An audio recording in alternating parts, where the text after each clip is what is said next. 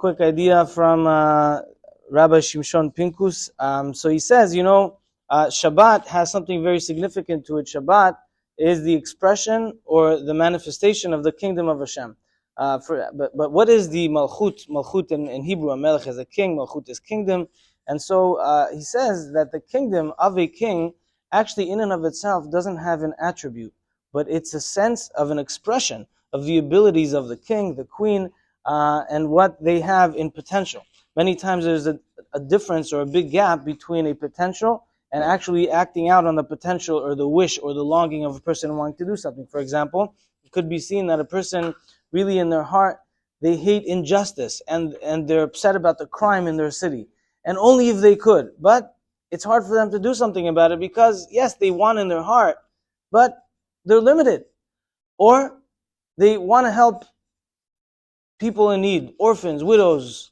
They want to give tzedakah, and when there's maybe a fundraiser or something to help the poor people or something like that, they'll be the first ones and they'll get their friends involved. But sometimes it's hard for them from the potential to actually go ahead and put it out and bring it into action. It's hard. Maybe they don't have funds, they don't have cash at that moment. Maybe in their heart they want it, but really now when they look at the numbers, it's hard for them. It's a bad time of the year for them, and so on and so forth. But there is a gap between what we desire, between our potential, between our aspirations, and really the expression and the actual fact, on the ground. But bridging them together is Malchut, is kingdom. And for Hashem, it says, Lecha Hashem, HaGedulah, VaGivurah, VaTiferet, VaNetzach, VaOd. Hashem has many, many attributes. But for us to see the attributes of Hashem, the kindness of Hashem, the greatness of Hashem, the victory of Hashem, the Malchut, the kingdom, the kingship is the expression of Hashem. And that's what we see on Shabbat. Shabbat is the expression of Hashem. When it all comes together, when we relay ourselves and when we stop, when we allow a space to see the kingdom of Hashem, His greatness, His grace, His giving, His kindness, His creation, His ability to, the manifestation of His desire to create the world and to give us everything that we have is seen on Shabbat. And that comes and brings the gap, puts the gap away and brings everything together. And that is what we see on Shabbat. And that is the keter we say on Shabbat. Keter itinu lecha. We shall give a crown to Hashem. Hashem, there's a coronation of God.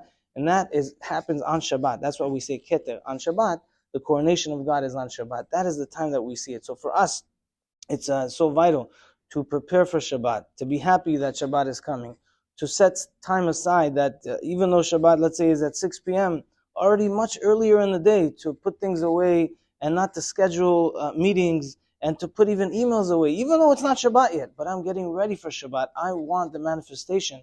I want to coronate God. And I don't want to just run into it, rush into it, walk into it, and at the last minute. I want to be prepared. I want to be part of the celebration of the coronation of God. I want to say keter. I want to say the crown of Hashem, and I want to be ready for it. So every step we take in preparation for that brings us in partnership with Hashem, and we are partners in bringing the manifestation of God into the picture. And that's what we see also in the parasha. It says that Moshe commands us to build the various different artifacts of the Mishkan, of the tabernacle. But here we see, says Rabbi Duchinsky, he's the previous Av Bedin of South Africa, he says something phenomenal. He says, Judaism is not a faith of a priest, of a prophet, of a leader. It is the faith of a nation.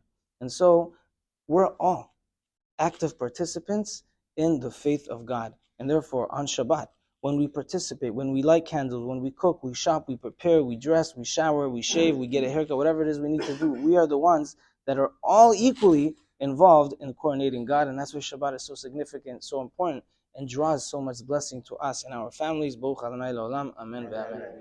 Thank you all for a beautiful, beautiful minyan.